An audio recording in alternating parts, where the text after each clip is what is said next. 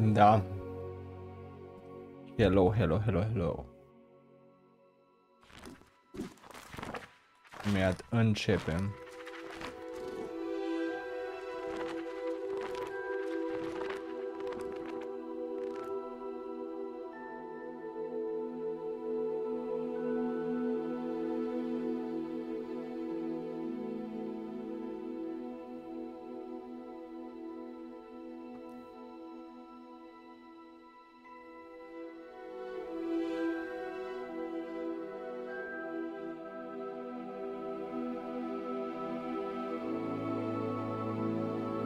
Trebuie să dau sunetul mai încet un pic. Chiar o idee mai încet.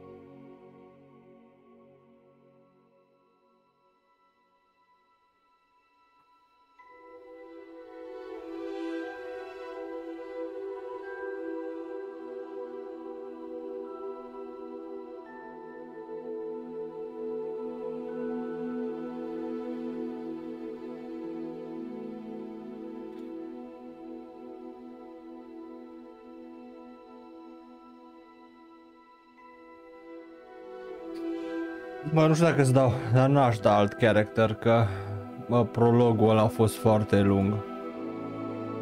Sincer.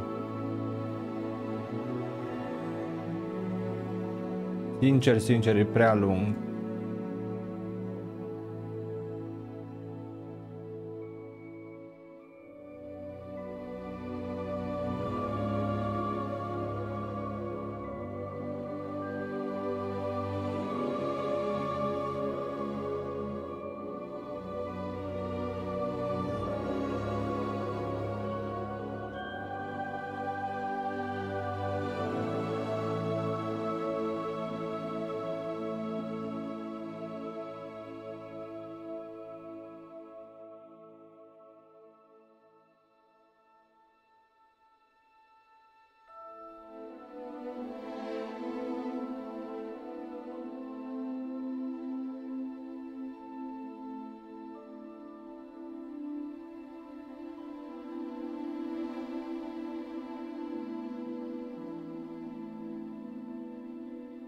Bun.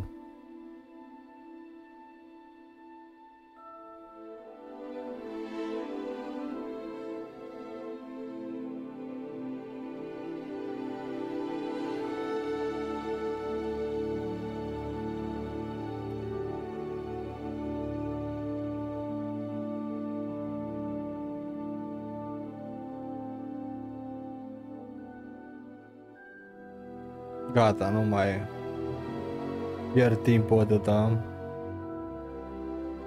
Că am pierdut foarte mult timp.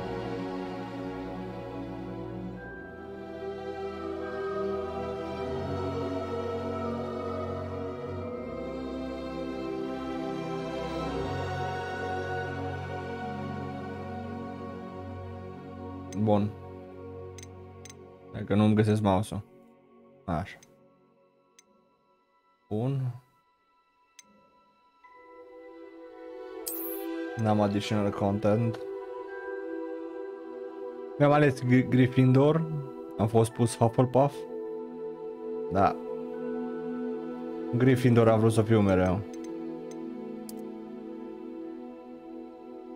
La 50. Și ăsta 60. Ăsta 60.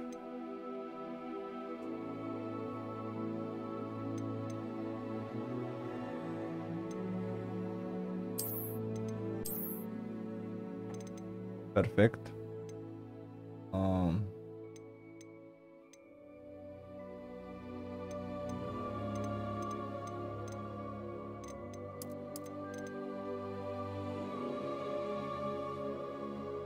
Nu știu ce e chromatic aberration-ul ăsta. Nu știu ce e aberația aia, habar n-am.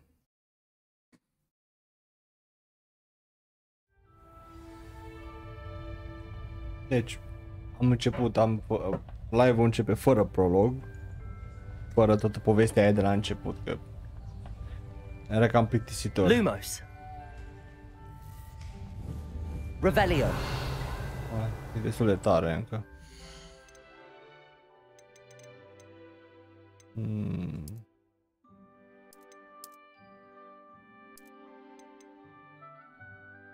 Aici o să fie nașpa.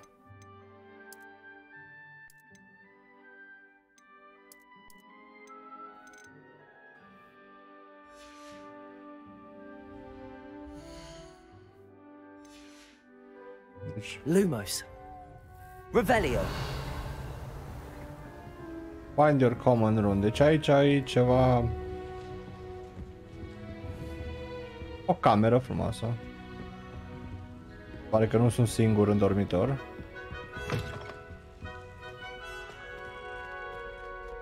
Mai e sus.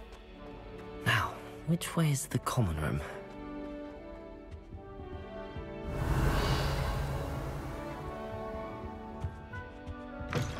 Revelio. Revelio.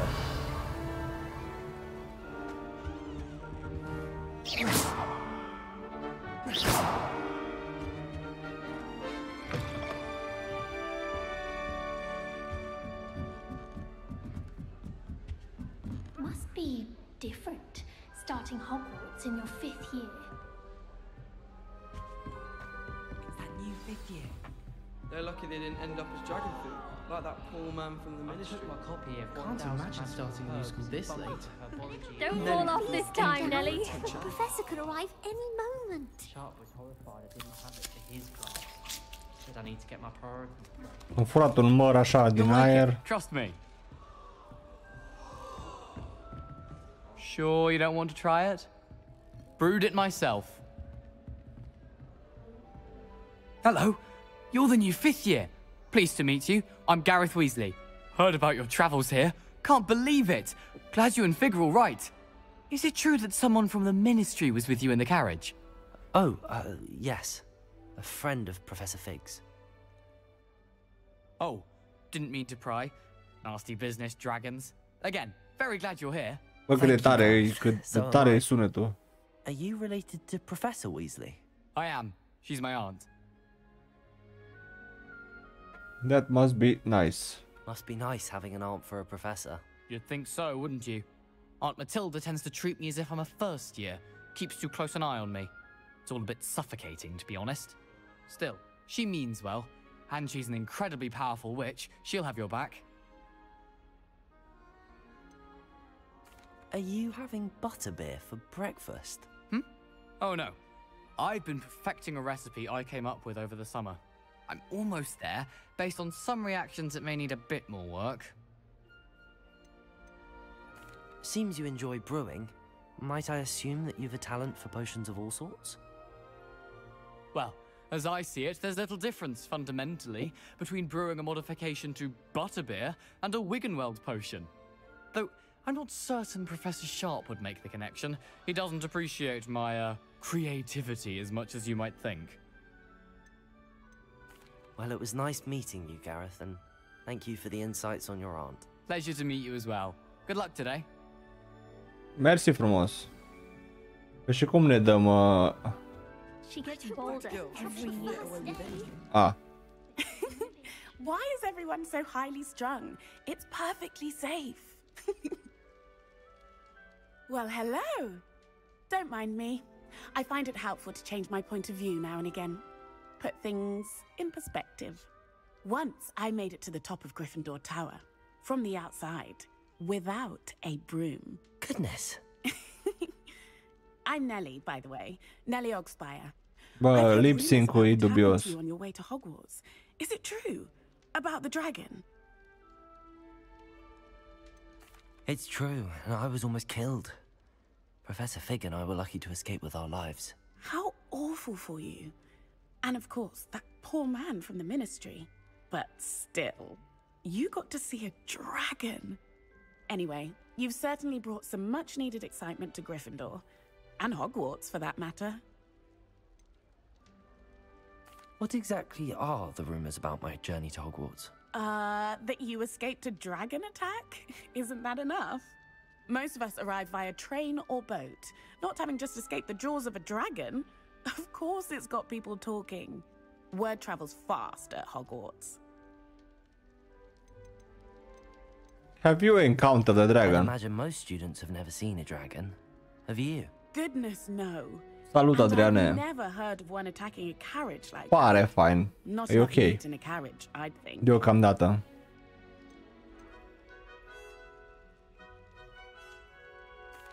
I take it you're not afraid of heights. It's something I've always done, since I was little. My mother once found me on the roof when I was 5. Nu prea îmi place Still cum has se no mișcă idea how I buzele got there. când But vorbește. with all the strange hallways and rooms in the castle, and everything lurking in Parcă and nu outside este the grounds, on beat. you don't need to scale a tower to see something incredible here. I'm sure I'll be seeing you around, either in our common room or when you scale your next tower. You never know. Bye for now. Ok. Dar mi dau un pic graficile un pic mai sus.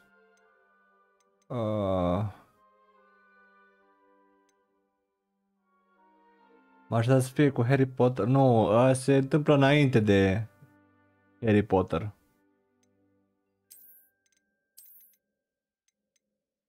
Înainte de Harry Potter se întâmplă.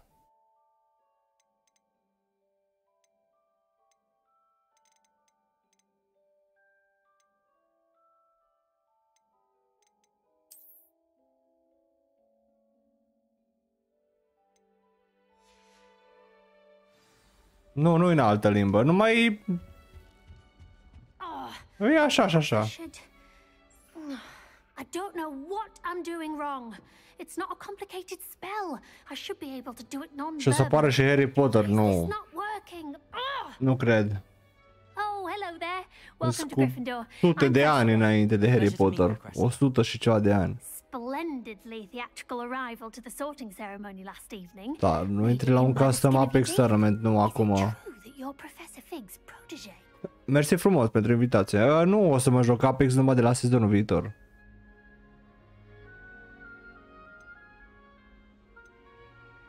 I'm not sure I'd say that, but I did study with him a little before we arrived.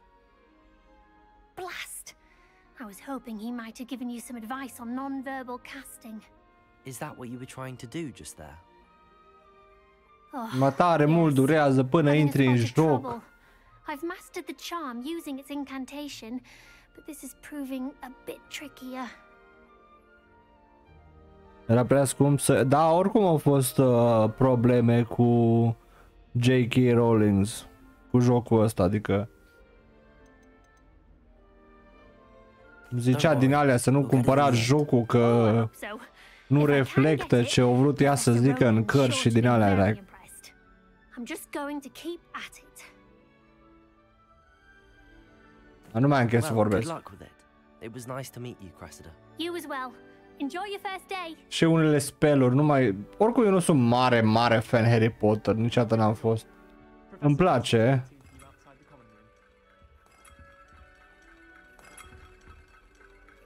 Da, probabil nu o primi bani, că spellurile sunt care seamănă și sunt care nu seamănă, dar de aia pentru că o fui mai de mult. Da, așa. Deci, Hogwarts Legacy.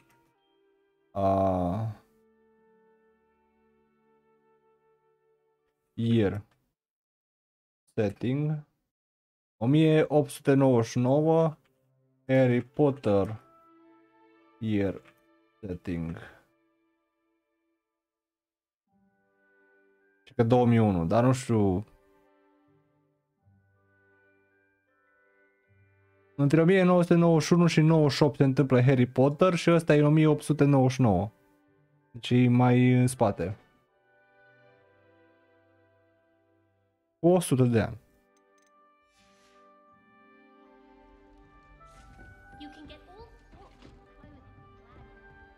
E fain că poți să interacționezi cu chestii pe aici. Dar ce nu-mi place e că nu poți să interacționezi cu NPC-urile. Adică îi atac pe ăștia și nu se întâmplă nimic.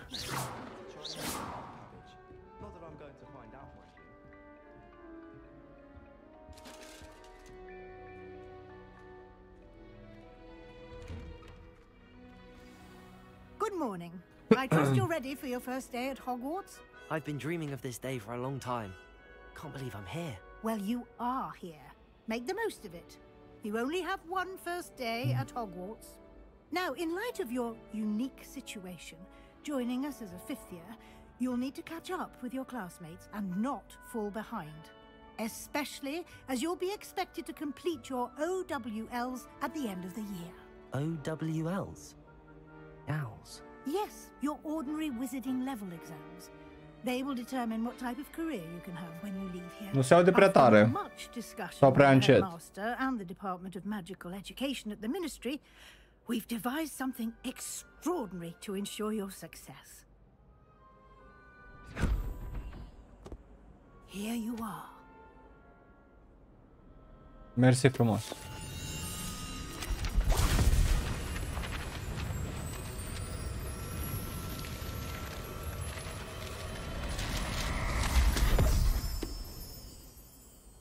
What is it? It is a wizard's field guide. It will help you to keep track of what you are learning so that you master all that's expected of a fifth year. You would be wise to take full advantage of this exceptionally valuable resource. Abia ce să ies afară. Să mă prind cu mătura. Thank you, Professor, but what do you mean it will keep track of what I'm learning? Perhaps seeing it in action will answer any questions you may have. Walk with me and we shall put it to the test.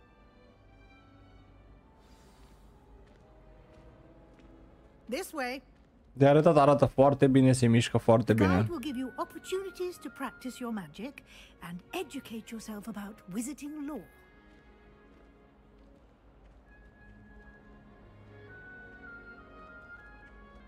I certainly would have appreciated something like the field guide when I was a student.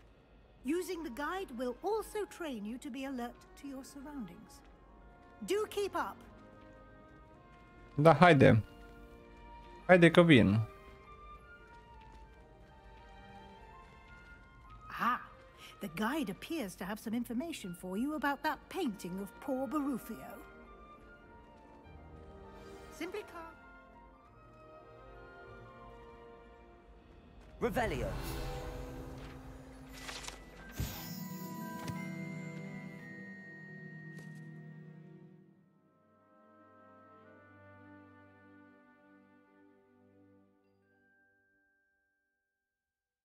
Ok.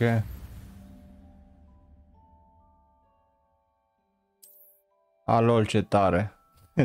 Amuzant.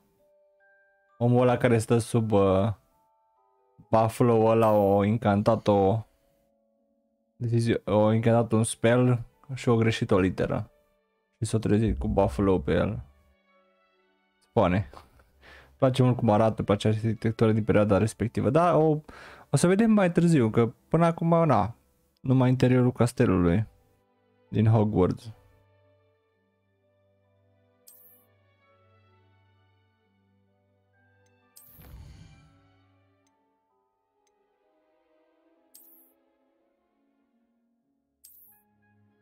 Rewards must be claimed from the challenge, come back often, așa. Urâtă moarte eu. Săracu. Bine, n-am înțeles ce să fac. Deci dau aici. Field guide. Și ce-am primit aici? Collect 2 field guide pages in Hogwarts. Ah.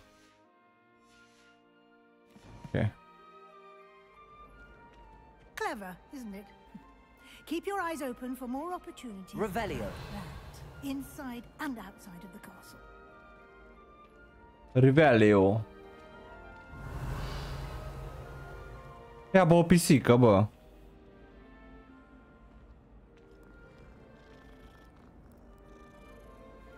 Ăștia developer mai care știu ce vrea clientul. No time to waste. You've classes to attend.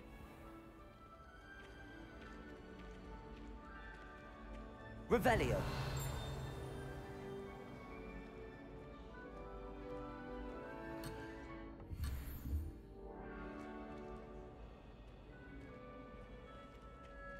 Deștepți. Sper să fie și câini. Ah, good timing. Perfect opportunity to show you how to use flue flames to get around a bit quicker. Your field guide contains a map of the castle. Open it up and find Central Hall.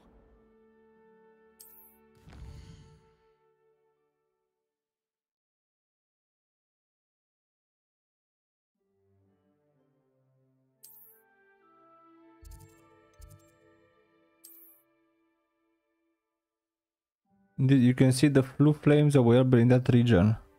Green flue flames represent flames you have discovered, including your own house common room. Gray of undiscovered. Okay.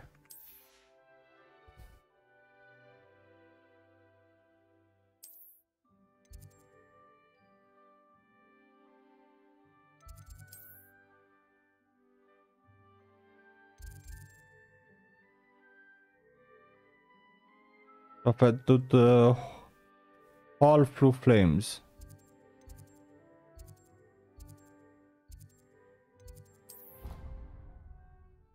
Ah, but fast travel, frate. And here we are. Quite the time saver. These stairs lead directly to Central Hall.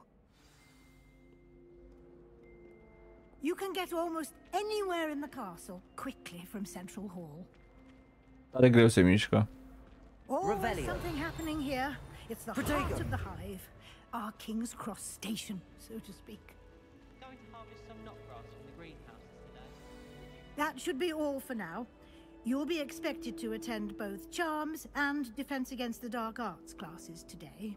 And I'd like to be sure you get to Hogsmeade as soon as possible to replace the supplies you lost on the way here.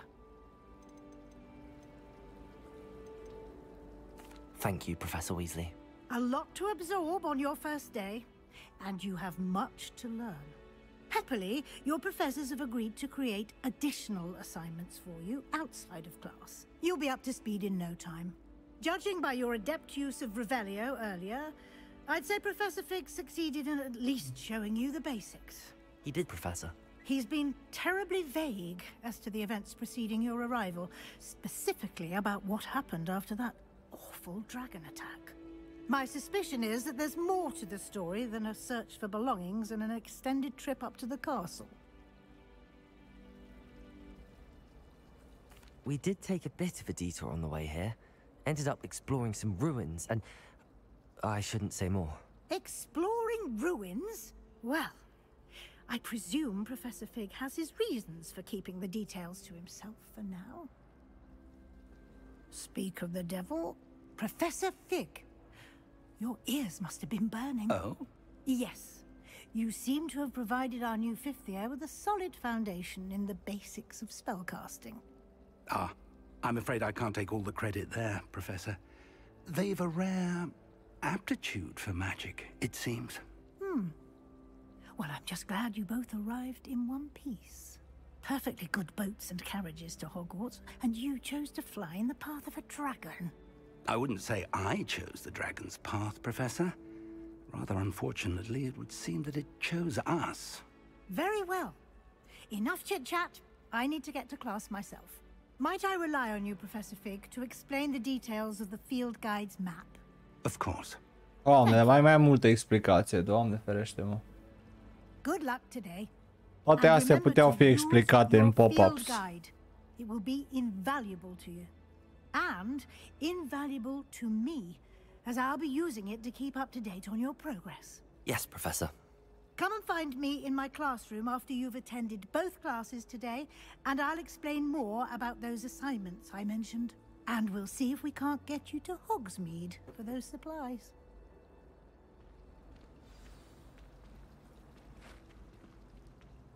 O termina cu doamna aia, acum cu Professor Fig.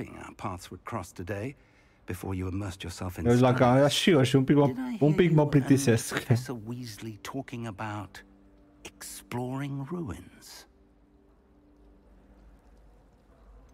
She caught me off guard. I didn't tell her anything else about our travels here. I will say, I think she suspects we're not being entirely forthcoming. Yes, well, Professor Weasley is a brilliant and astute witch. It was right to keep the details to yourself for now. We don't know where this path we've embarked upon will lead. It may require a bit more flexibility with your time than she would approve of. And she may feel obliged to share details with the headmaster. It will be better left between us. Understood, Professor. Good. Now, as capable as you are, I believe the ability you possess obliges you to be well trained. Happily, you have the benefit of an exceptionally skilled team of witches and wizards to guide you. Speaking of guides, and so that I may avoid another not-so-subtle reproof from Professor Weasley, why don't I show you the clever enchantment we included in the field guide's map? Unfold it and have a look.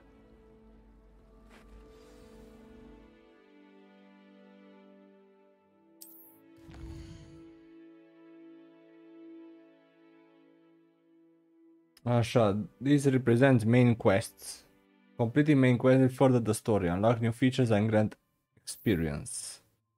Some quests are locked by spell or level requirement. You will need to be the required level and or have the required spell to activate the quest. New spells can be earned by completing professor assignments. Okay.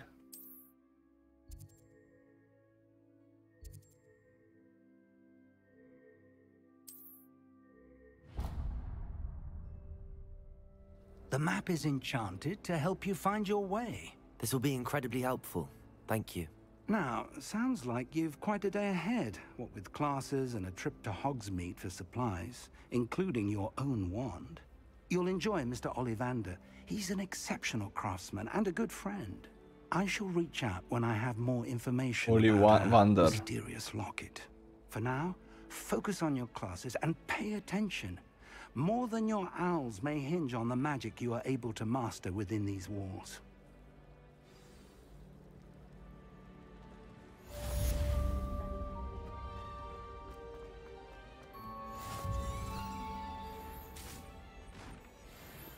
Revelio. I've always said that travel broadens the mind. Cum trece ceva spell. Bă, deci se mișcă foarte bine.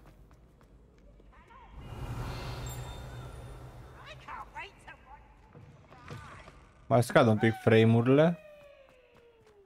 What?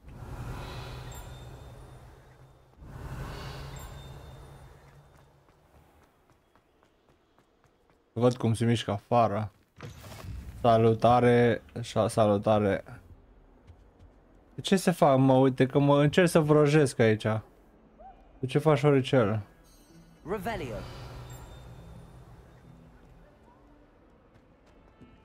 What?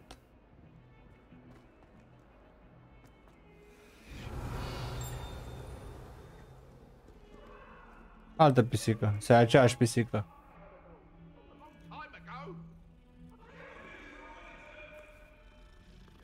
Am să intru pe la fratele Yoga și bine ai venit, bă. Bine ai venit, bine te-am găsit. Cum ți-a fost weekendul? Revelio.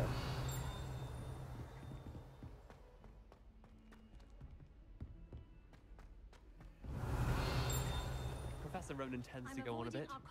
We sometimes have to remind him to finish the lesson. Some of us don't necessarily want him to get back to the lesson.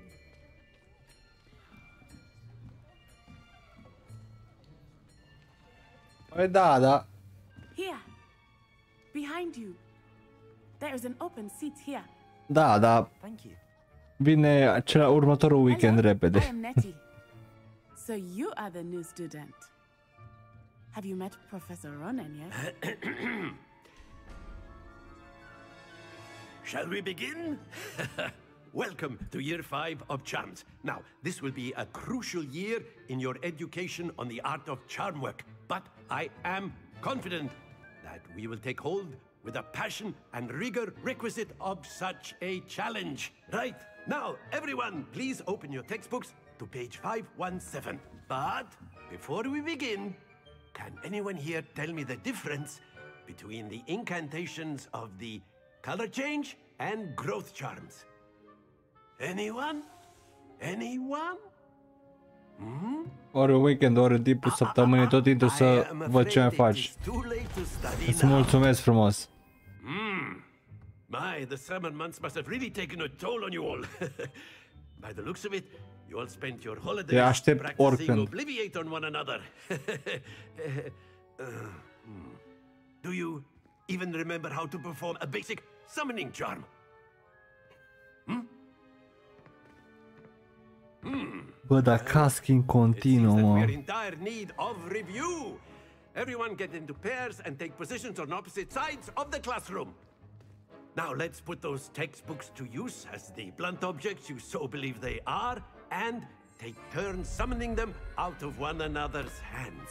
Only one book will be needed per partnership, Miss Dale. Thank you. Get into place now.